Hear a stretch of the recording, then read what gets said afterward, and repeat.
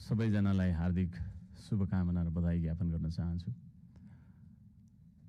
आफ्नो मनको विचार राख्नुभन्दा पनि म जनताले हामीलाई के का लागि यहाँ पठाएका छन् भन्ने बारेमा बुँदागत रूपमा जनताका मागहरू वाचन गरेर सुनाउन चाहन्छु। तर त्योभन्दा पहिला चाहिँ हामीले पक्कै पनि यो देश बनाउनका लागि, देश परिवर्तन गर्नका लागि भनेर आएका छौँ। सबैभन्दा पहिला आफूले आफैलाई परिवर्तन गर्नुपर्छ भन्छु म। अघिल्लो शपथ ग्रहणको दिन पनि हामी 12 मिनेट 46 सेकेन्ड ढिलो थियौँ भने आज 16 मिनेट 55 सेकेन्ड हामी ढिलो भएका छौँ।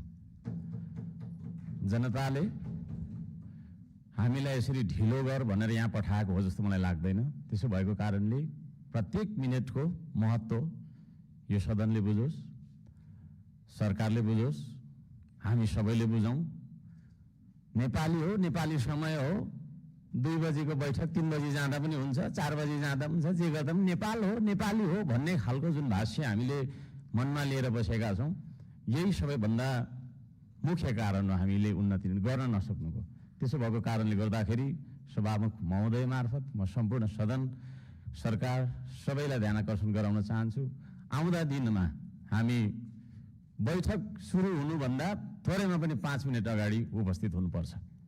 म यो माग राख्न चाहन्छु। हामी विभेदको अन्त्य गर्छौँ भनेर यहाँ भनिरहेका छौँ। भर्खरै पनि पूर्ववक्ता माननीयज्यूहरूले थुप्रै कुराहरू राख्नुभयो, आफ्नो मनको कुराहरू। तर यहाँ यही सदनभित्र पनि विभेद भइरहेको छ। सत्ता पक्षले 30 मिनट बोल्दा पनि हुने, 40 मिनट बोल्दा पनि हुने, प्रतिपक्षले अलि सानोले होइन 3 मिनटमा सकिहाल्नुपर्ने, 2 मिनटमा सक्नुपर्ने। हामी पनि जनताले चुनेर पठाएका जनमत प्राप्त जनप्रतिनिधि हौँ।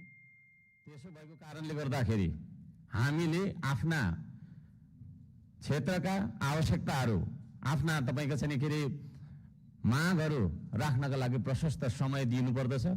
त्यो खालको सदन हामीले बनाएर हामीले त्यो खालको सदन अभ्यास गर्नुपर्दछ भन्ने माग राख्न चाहन्छु। म आफ्नो मनको कथा म यहाँ गाउन चाहन्न। अब मेरो आफ्नो मन्तव्य राख्नुभन्दा पनि सरकारले कसो गर्नुपर्ने हो त? हिजो इतिहासमा हामीले के गर्यौँ, कसले के गर्यो, कुन नेताले के गर्यो, कतिको तपाईँको हामीले सङ्घर्ष गर्यौँ, के गर्यौँ भनेर नआवश्यक छ जस्तो मलाई लाग्दैन। हामी के गरिरहेका छौँ आज र भोलि के गर्ने हो भन्नेतर्फ सरकारले आफ्नो नीति तथा कार्यक्रम बनाउँदाखेरि यस्ता कुराहरूलाई पनि समावेश गरोस् भनेर चाहिँ म यहाँ जनताको मागहरू, राष्ट्रिय स्वाधीनताको, हाम्रो सम्प्रभुताको, जनताले चाहेका कुराहरू के कस्ता छन् त भन्ने कुरा म बुँदागत रूपमा वाचन गर्न चाहन्छु। पृथ्वी रहउन्जेलसम्म यो देश रहिरहनुपर्छ। हाम्रो देशको चन्द्र सूर्य अङ्कित झण्डा रहिरहनुपर्छ। त्यो मान्यता हामी राख्दछौँ। श्रम संस्कृति पार्टीले त्यो मान्यता राख्दछ। त्यसो भएको कारणले गर्दाखेरि देशको स्वाधीनता, भू राजनैतिक सन्तुलन र असंलग्न परराष्ट्र नीतिलाई बचाइराख्न सैन्य रणनीति उद्देश्यका साथ सुरु गरिएको असमान राष्ट्रघाती व्यापारिक सन्धि सम्झौता एमसीसीलाई खारेज गर्नुपर्दछ भनेर म माग गर्न चाहन्छु।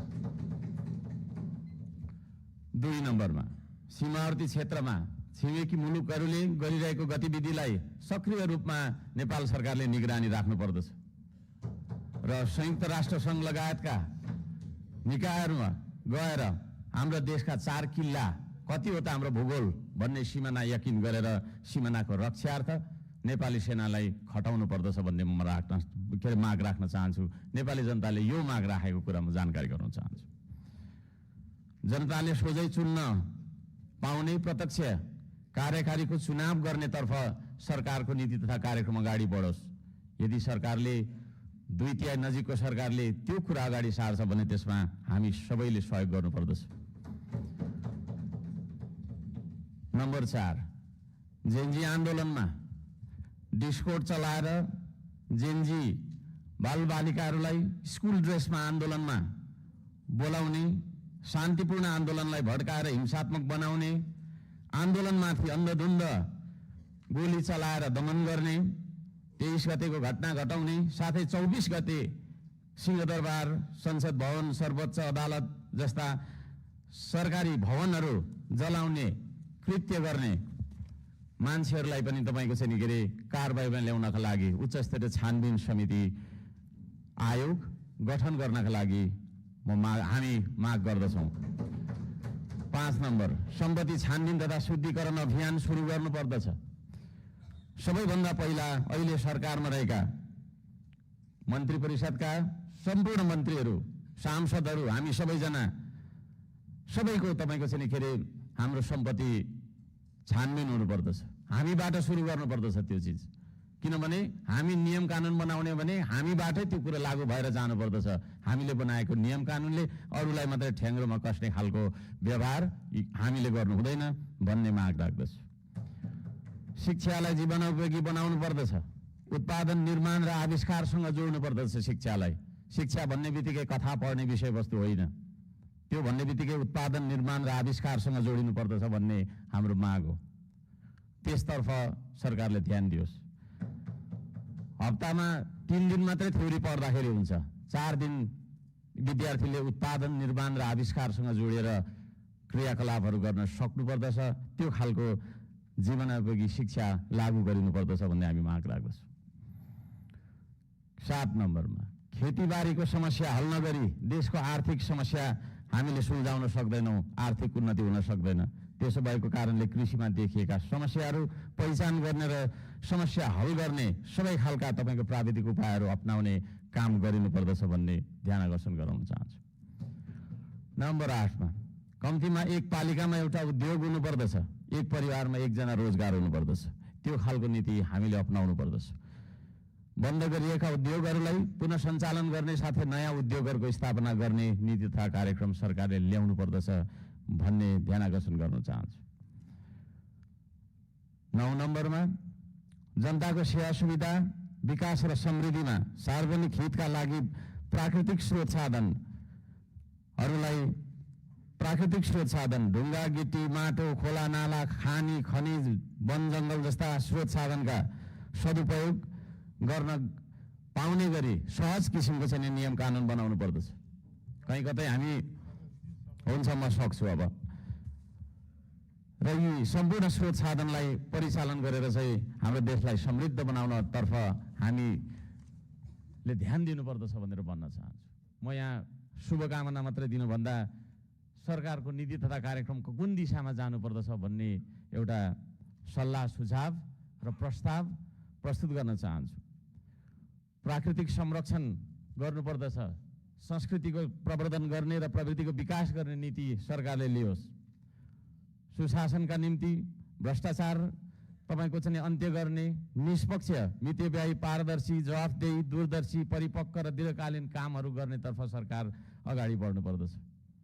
देशभरि शान्ति सुव्यवस्था कायम गर्नका लागि आवश्यक उपायहरू अपनाउन जरुरी छ। खाने पानी, स्वास्थ्य, शिक्षा, सडक, बिजुली बत्ती जस्ता आधारभूत आवश्यकताहरू परिपूर्ति गर्नतर्फ हाम्रो ध्यान जानुपर्दछ। राम्रोसँग अध्ययन नगरी हतार सरकारले ल्याएका कार्यक्रमहरू लागू गर्नु हुँदैन। कुनै निर्णय गर्नु अघि तपाईँको प्रतिपक्षी दलहरूसँग सल्लाह गरेर सबै पक्षको उचित सल्लाह लिएर चाहिँ सरकार अघि बढे। निर्णय गर्दै पछि हट्नुपर्ने नियतिबाट होइन, सरकार बच्न सक्दछ। अहिले भर्खरै वृद्ध भत्ता, विद्यार्थी सङ्गठन, ब्रिज कोर्स जस्ता सम्बन्धमा निर्णयहरू जुन गरिएको छ यसलाई पुनर्विचार गरियोस् भन्न म चाहन्छु।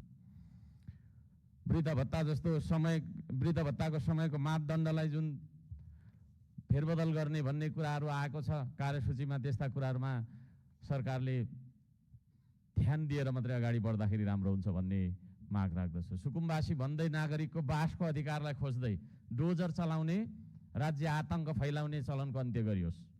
त्यो भन्न चाहन्छु। जनताको घर टहरा भत्काउनु हुँदैन, विस्थापन होइन व्यवस्थापनको नीति सरकारले लागू गरेर अगाडि बढ्दाखेरि सबैले राम्रो हुनेछ। दशकौँदेखि बस्दै आएका भूमिहीन सुकुम्बासीहरूको स्वामित्व दिने गरी लाल पूर्जाको व्यवस्था गरोस् भनेर पनि म भन्न चाहन्छु। किसान मजदुर सुकुम्बासीका समस्या पहिचान गरी समाधानको पहल गर्ने धनीको मात्रै होइन, गरिबको पनि हो यो देश भन्ने खालको आभास हामीलाई हुनुपर्दछ र जनतालाई पनि त्यो आभास भएको हुनुपर्दछ। त्यसतर्फ सरकारले काम गरोस् भन्ने म अनुरोध गर्न चाहन्छु। उपत्यका बाहिर पनि नेपाल छ भन्ने कुरा हामीले व्यवहारबाट जनाउनुपर्छ। यो काठमाडौँ उपत्यका मात्रै नेपाल हो भन्ने किसिमले सबै विकास चाहिँ यहाँभित्र मात्रै थोपार्ने किसिमको चाहिँ विकास हुनु हुँदैन भनेर म ध्यानकर्षण गर्न चाहन्छु। सबै खाले विभेदको अन्त्य गरिनुपर्दछ। भूपू गोर्खा सैनिकहरूको समान पेन्सनका लागि नेपाल सरकारले आवश्यक सबै खालका पहलहरू गरोस्। नेपाल सरकारले गरेको सन्धि मार्फत चाहिँ नि गएका भूपू गोर्खाहरूलाई नागरिकता कायम राखेर चाहिँ नि उहाँहरूलाई एउटा नागरिकको दर्जामा राख्ने नियम त्यो खालको चाहिँ नीति हामीले अवलम्बन गर्नुपर्दछ भनेर ध्यान आकर्षण गराउन चाहन्छु। समयको पाबन्दीले गर्दाखेरि मैले यी कुराहरू सबै कुरा वाचन गर्न चाहिनँ। माननीय सभामुख महोदयले 2-3 चोटि भनिसक्नु भएको छ र यो म पत्र